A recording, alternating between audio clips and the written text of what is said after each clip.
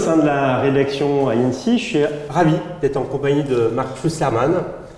Bonjour Marc. Marc, tu es principal architecte en cybersécurité au sein de Verizon, alors au sein de la compagnie depuis bientôt 15 ans, je crois. Absolument. Alors, la cybersécurité, c'est un sujet qui te passionne, hein, je l'ai vu en préparant cette émission. Comment tu retraces ces 15 ans d'expérience de cette compagnie? Paradoxalement, je ne suis pas arrivé chez Verizon en tant qu'architecte sécurité, mais en tant qu'architecte réseau. UCC, voix sur IP, tous les éléments ISP, connexion Internet. Et donc, a priori, pas grand-chose à voir avec la sécurité, si ce n'est que la sécurité parle aussi de ce qu'on appelle la disponibilité. Et la disponibilité, c'est le fait de pouvoir assurer de la disponibilité sur différents accès. Et donc, il y a un peu de sécurité malgré tout quand on fait du réseau. Et puis, donc je suis arrivé en 2006. En 2012, la société m'a permis de basculer dans la sécurité, de devenir architecte sécurité et puis principal architecte sécurité, c'est-à-dire c'est un peu une sorte d'enterprise security architect. C'est une vue un petit peu globale où on va travailler la sécurité, le réseau, l'ensemble des aspects de la sécurité pour une entreprise. Alors, tous les ans, la compagnie publie un rapport, hein, le DBIR, ouais. Qui est très attendu par la communauté. Qu'est-ce que tu en fais l'écho aussi régulièrement? Qu'est-ce que tu retiens de ce qu'apporte ce rapport et puis de ce qu'on peut décrypter à travers ces dernières années? Alors le DBIR, d'abord, c'est un rapport, effectivement, ça fait plus de 14 ans qu'on l'édite, donc il a eu le temps de gagner en maturité lui aussi. Et en fait, il récupère des données qui viennent de plus de 80 contributeurs, qui soient aussi bien institutionnels, comme le FBI, mais aussi le CERT européen ou même asiatique, que des institutions qui sont plutôt privées. Et donc, on récupère ces informations et donc ça donne une vue sur plus de 80 pays. Donc, c'est assez intéressant parce que ça nous donne un petit peu un aperçu de ce qui s'est passé sur l'année précédente. Alors, 2020 est exceptionnel quand même. 2020 est un peu particulière, effectivement. On parle de la pandémie, bien évidemment. Et d'ailleurs, on avait fait, dans le rapport, vous avez un graphe dans lequel on revient un petit peu sur des données qui retracent un petit peu les conséquences du Covid sur ce qui s'est passé en 2020. Et une comparaison avec 2019. Il se trouve qu'on avait fait une espèce de projection mi-fin 2020 en disant voilà, il va y avoir beaucoup de phishing, il va y avoir une augmentation des ransomware, il va y avoir une explosion du nombre d'erreurs parce qu'on voyait depuis 2018-2019 une augmentation énorme du nombre d'erreurs humaines qui amène à des compromissions. Ça peut être simplement le fait d'envoyer un mail à une personne qui n'est pas, qui ne devrait pas le recevoir. Et donc ça, c'est une compromission s'il y a des données qui sont des données privées à l'intérieur. Et donc on a dit, voilà, tout ça va augmenter. Eh bien, de manière complètement contre-intuitive, le phishing a effectivement augmenté de plus de 10%, le ransomware de plus de 6%. On peut dire 10%, 6%, c'est pas grand-chose, mais c'était déjà énorme en 2019. En revanche, les erreurs ont baissé.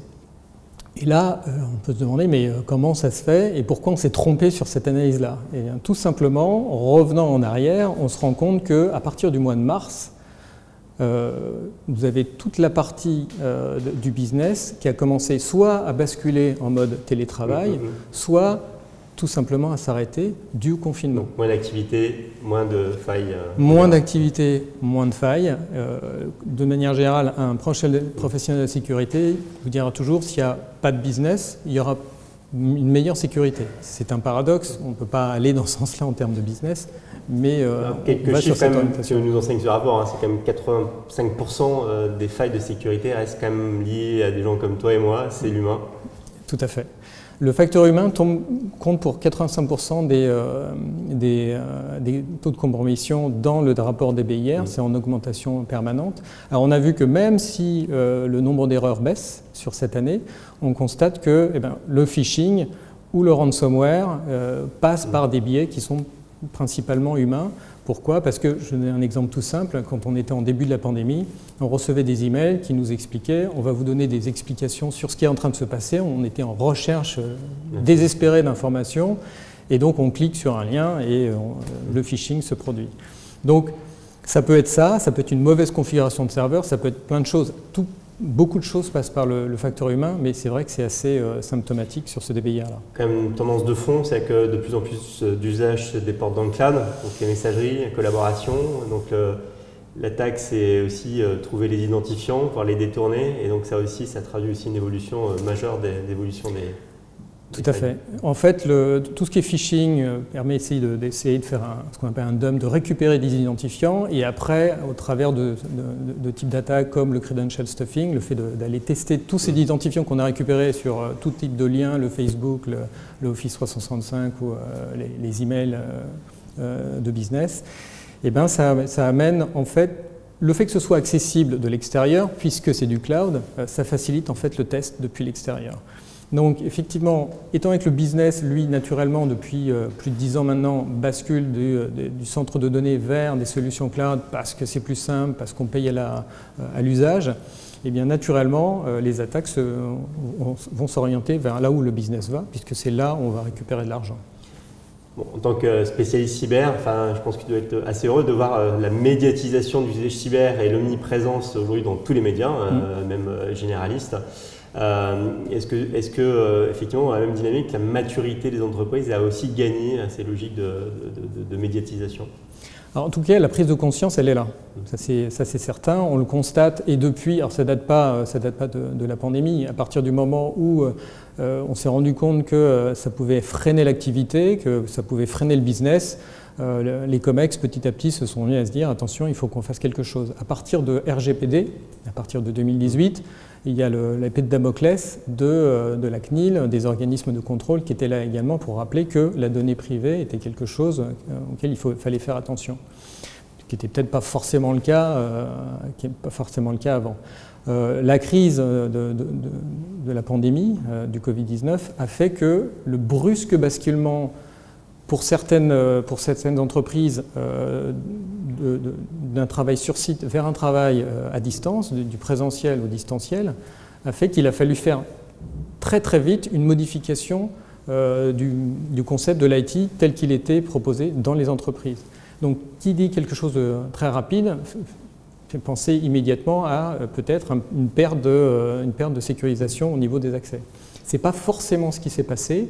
Ça veut dire que les entreprises avaient déjà réfléchi à ça et que d'une certaine manière, elles se préparaient un petit peu à proposer ce type de solution. La deuxième chose, et ça c'est le fait de travailler chez Verizon, qui est à la fois un opérateur Tier 1 sur Internet et en même temps un fournisseur de services de sécurité type MSSP. Alors, on reçoit toujours des RFP MSSP et donc ils sont toujours très sérieux avec les nouvelles technologies qui arrivent, le ZTNA, le CASB, etc. Mais étant donné qu'on est aussi opérateur, c'est ce qu'on appelle le core business d'ailleurs chez nous, eh bien on reçoit ces appels d'offres et on constate qu'on a toujours besoin de liens parce qu'il faut quand même connecter les gens, mais également en option, petit à petit, on va y arriver. Ah ben j'aimerais bien avoir du firewalling, une expression besoin de sécurité. Et ce qui se passe, c'est que petit à petit, ces options sont devenues des options obligatoires et maintenant elles s'intègrent de plus en plus dans les appels d'offres réseau. Et là, on voit vraiment la maturité qui augmente en termes de besoins de sécurité. Alors ça a donné aussi l'émergence de nouveaux concepts de sécurité aussi. Tout à fait. Alors à partir de 2013, il y a des standards qui sont sortis qui tendaient à dire, qui s'appelle NFV, qui tendaient à proposer une possibilité de virtualiser les éléments qui constituaient avant le tour du réseau, les choses qu'on amenait chez le client, qu'on appelait les routeurs. Les routeurs. Bon, il y en a toujours, hein. Mais aujourd'hui, en fait, puis qu'on peut virtualiser ces systèmes-là, et avec une autre technologie qui s'appelle le SDN et sa déclinaison WAN qui s'appelle le SD-WAN, je citais beaucoup d'acronymes, eh bien, ça a permis de sortir la fonction de routage du routeur, de la virtualiser et de l'orchestrer depuis un élément central.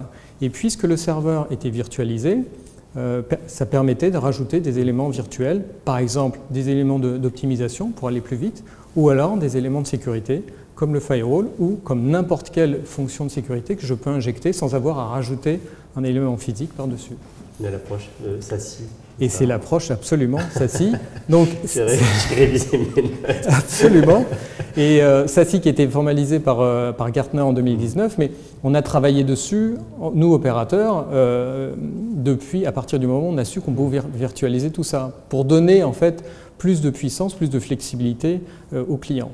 C'est-à-dire qu'à partir de 2016, on présentait déjà ce qu'on appelait le Virtual Network Services, dans lequel on proposait ce genre de choses, avec le fait d'injecter de la sécurité et du routage et d'autres éléments en bordure de réseau, mais également dans le cloud, puisqu'au fond, puisque ce sont uniquement des éléments virtuels, je peux très bien aller dans le cloud, virtualiser ces éléments et les orchestrer de manière générique. Alors, les organisations évoluent, enfin, on organise un événement ensemble d'ailleurs, un workshop Défi du Nouveau Monde, sur la relation DSI-RSSI. Donc aujourd'hui, bon, c'est un sujet qu'on a aussi abordé ensemble. Est-ce que cette collaboration, elle évolue et ce qu'on souligne ensemble, c'est que cette dimension cybersécurité, les COMEX n'étaient pas toujours sensibles, mais c'est quand même le début de l'histoire. Tout à fait. De toute façon, entre RSSI et DSI, c'est toujours un équilibre. Le DSI, lui, il est en charge de promouvoir la stratégie de l'entreprise en termes de ressources pour l'entreprise. Je vais vers le cloud, j'ai besoin d'un accès plus grand. J'ai besoin de développer, de déployer de la sécurité en DevOps, avec le CI/CD, le Continuous Deployment. C'est quelque chose, c'est un cauchemar pour la sécurité. On ne développe pas. D'abord, on vérifie que l'application elle est bonne en termes de sécurité avant de la déployer. Donc la sécurité arrive, ils disent moi je veux DevSecOps et je mets la sécurité au milieu. Donc tous ces éléments-là font que de toute façon le RSSI et le DSI n'ont pas la même feuille de route. Ils n'ont pas la même feuille de route. En revanche, au niveau de la gouvernance, au niveau des COMEX, eux ont la possibilité c'est ce qu'on appelle la culture d'entreprise, de disséminer cette culture d'entreprise de sécurité, de dire attention, il faut de la sécurité, il faut que vous soyez en ligne, il faut que vous travailliez ensemble. Donc ça, c'est un élément important. Après, ça dépend évidemment des personnalités. Et puis de la maturité des organisations. Et de la maturité de l'organisation, parce que ça, c'est possible pour les très grandes entreprises qui ont pris ça à bras-le-corps et qui ont suffisamment de personnel, parce qu'on a un problème de personnel. Pour embaucher des personnes compétentes en cybersécurité, c'est de plus en plus compliqué. Vous en parliez dans le dernier workshop. Et bien, c'est précisément ces éléments-là qui font que pour des très grandes entreprises, ça va de soi, on connaît NIST, on connaît CIF, on connaît tous ces éléments-là, mais pour les petites et moyennes entreprises, c'est beaucoup plus compliqué. Mais on voit, quoi qu'il arrive, sur l'émission INC Inside, sur la résilience numérique, on a abordé ce sujet, donc, parce que quand on dit le COMEX, c'est qui au sein du COMEX, et là aussi, il y a toute une gouvernance à mettre en place au sein des organisations. Marc, merci. Alors, le rapport, alors je vais y arriver, BDIR. DBIR. Data Breach Investigation Report. Est en préparation, donc début d'année prochaine, édition de... Le printemps de l'année prochaine, absolument. Ouais. Donc, entre-temps, on vous invitera aussi à lire le fruit de nos travaux, donc sur le workshop Défi du Nouveau Monde. Donc, merci à vous de nous avoir suivis, et c'est évidemment des sujets qu'on va continuer à suivre de près. Merci Marc. Merci Sylvain.